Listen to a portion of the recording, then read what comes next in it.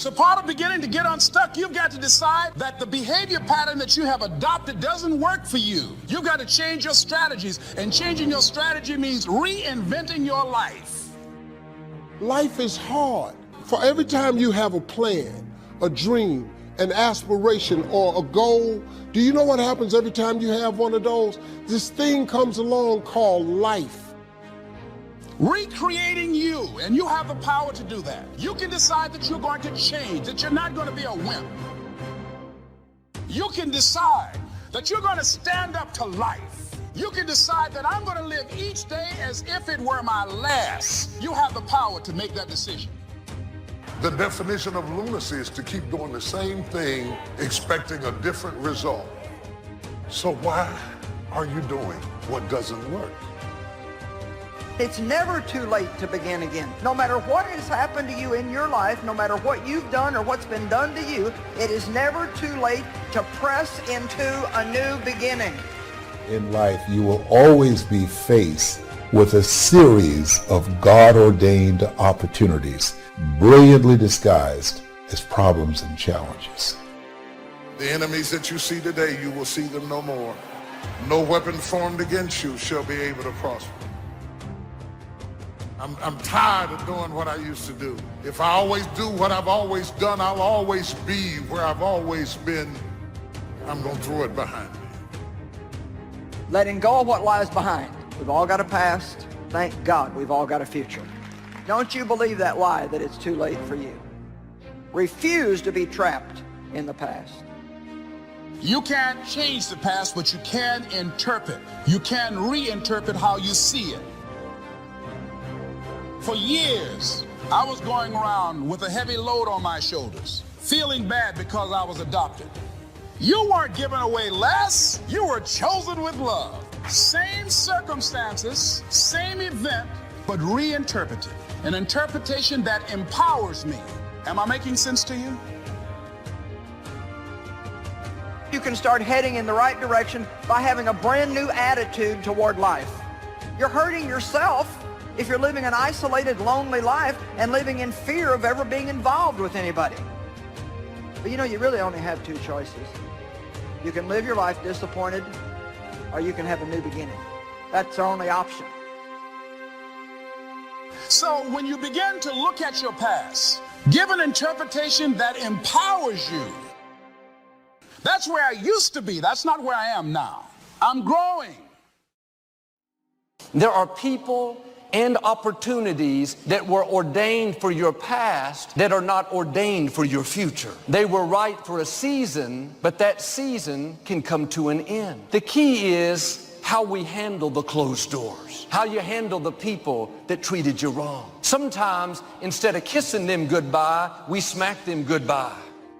And so one of the rules is, if people are impeding your development, you sacrifice your relationship with them. It's a very, very rough rule. If giving him a piece of your mind hadn't worked in the first 15 years, wouldn't it be a good time now to change strategies? Why are we loyal to ineffectiveness? And you should understand this, that it was always going to be your family and your friends that would be the first ones to try and talk you out of your vision and your big idea. That's why you're supposed to live your life, focus on your intentions and do your thing. A lot of people put success on this mountaintop and they say, I'll feel successful when I get here, when I make this amount of money, when I find this person, right? And a lot of people don't understand that success is all around them right now. That I've decided a long time ago that I didn't want to be another man who lived and died and didn't do anything significant. There's so many of y'all that are running around that are connecting whatever your concept of what life and love and happiness is to this thing that doesn't exist. And so in your mind, you're not living until you get to that. Therefore, becoming is not about arrival, it's about the journey. We're committing to the journey. We're committing to the process. That's good news, because you might be in this room and you might be older in years and you might be thinking to yourself, man, my best days are behind me. Because I believe that, what that tells me is that while I'm becoming, I'm going to face problems. Our problems do not overshadow our purpose. Our weaknesses do not discount our work, and our deficiencies definitely do not delay our destiny. The lesson of letting go is not only that external events cause us to let go, the way God changes us is transformation from the inside out. Isn't that really relevant while you're stuck inside? You gotta grow, you gotta expand, you gotta know that you're here for a purpose. There are no mistakes. There is a meaning. Even if you haven't found it yet, you must discover it. It first starts with decision on your part. And may I add, well, you should decide. Why let worry continue to take money out of your pocket and bank account? Why let worry any longer keep you from becoming all you can be? Why let it rob you of better friendships, better family relations, better profits, better results? It's a burden you can get rid of. Why not be rid of those sinking, nagging feelings that all is not going to be well, that you can't do it, that it won't work out for the best? Worry is undue concern that takes up too much of your mental and emotional time. And you know what? For most people, they don't discover the meaning of their life until their life is over, or until somebody very close to them that they love is about to leave them. You don't have to wait for the pain to discover the meaning. And so although you may believe it to be true about you, these doubts and negative thoughts you have, these were not your original thoughts. That's a powerful thing to understand, because you weren't born this way. You weren't born doubting. You were born perfect. You were born believing you were going to do something great. You were born believing you were going to do something special with your life. As a baby, I promise you, you had no negative self-talk. You had no negative self-doubt. These are external sources. There's somebody else's thoughts they gave you because of how they felt about themselves. If you're offering words of wisdom to someone in the genuine attempt to help and they treat that with contempt, then shut up, because you're demeaning your words by throwing them away. Self-confidence is self-trust. Self-confidence is building a reputation with yourself, that you keep your word to you, that you keep the promises you make to you. Somebody with self-confidence has a reputation with themselves that I do the things I say I'm going to do. And so the cool thing is, self-confidence is an internal game. You do not need external accolades, external admiration in order to build self-confidence. You don't need any of those external forces. It's all done internally. You control this. And you control this by beginning today to keep the promises you make to yourself. It's not good enough just to keep the promises you make to yourself. You must acknowledge it when you do it to you to give yourself credit to create confidence momentum. Expect the constituents and the comrades to leave you and desert you after a while. Don't be upset when they don't react to your dream the way you expected them to, because they were never really with you in the first place. Success breeds contempt. You'll know you're winning when they start hating you.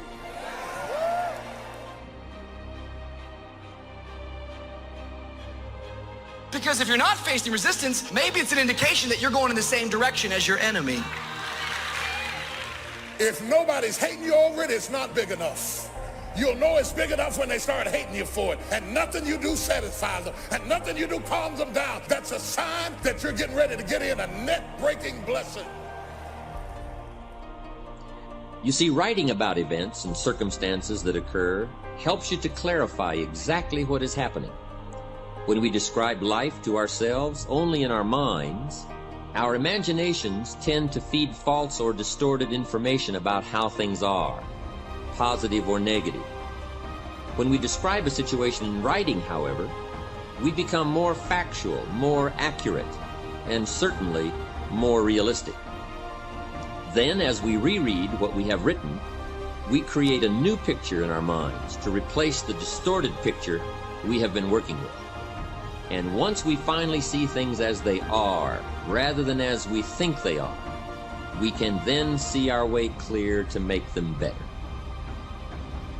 As you begin to develop the habit of writing down your problems, recording your observations, emotions, and reactions to life's events, you will undoubtedly find yourself both posing and responding to a whole new set of questions about your past, present, and future. Why did I say that? Why does he always make me feel that way? If I follow this course, where will I be 5 years from now?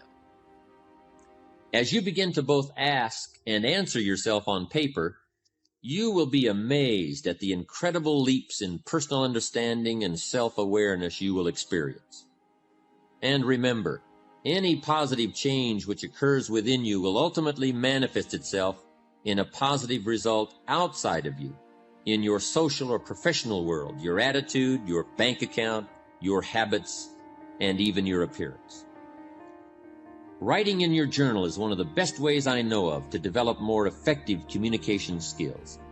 As you become better at describing life to yourself, you will find that you become better at describing yourself to life.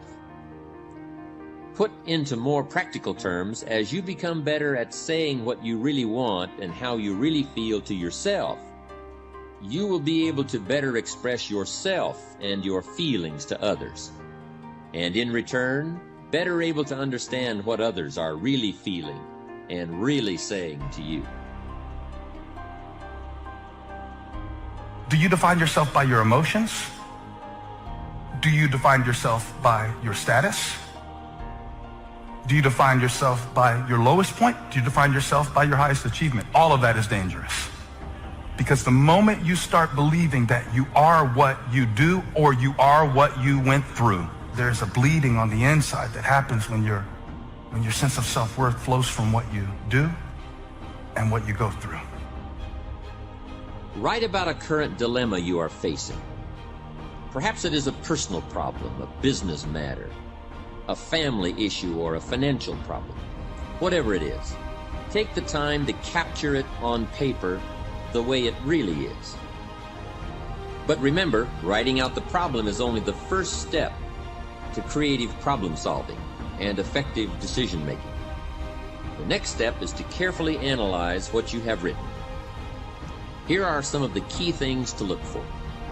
First, exaggerations or distortions of the truth.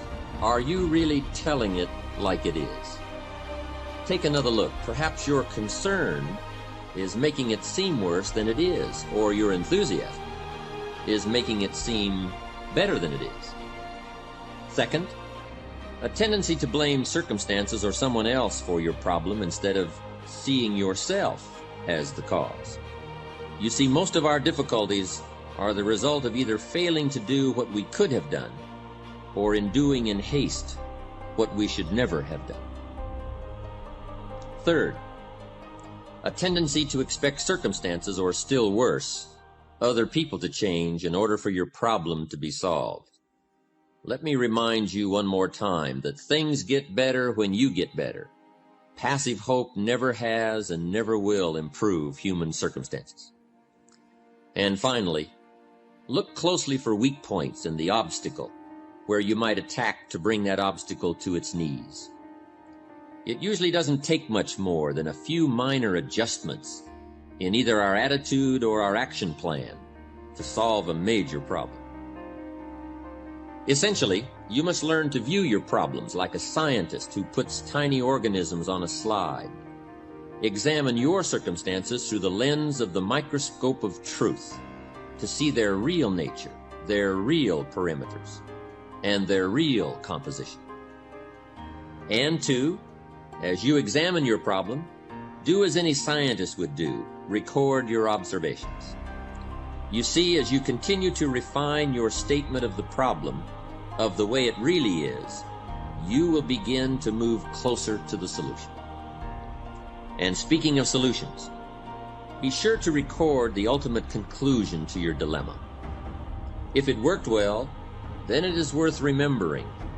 And if it didn't work well, as you had hoped it would, then it is even more essential to record the outcome, lest you should find yourself repeating mistakes instead of learning from them.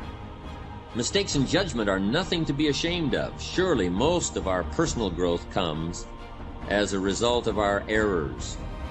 But what is truly unforgivable is to make the same mistake twice. Every mistake has its own price tag, but the most costly error anyone can make is an error unlearned and often repeated. If something didn't work, it may be too late to undo the mistake, but it's never too late to make adjustments and revisions in your thinking. As step one for getting used to using your journal, then, I would suggest writing down problems that you encounter and recording all the steps you can take or did take to solve them, as well as their eventual outcomes.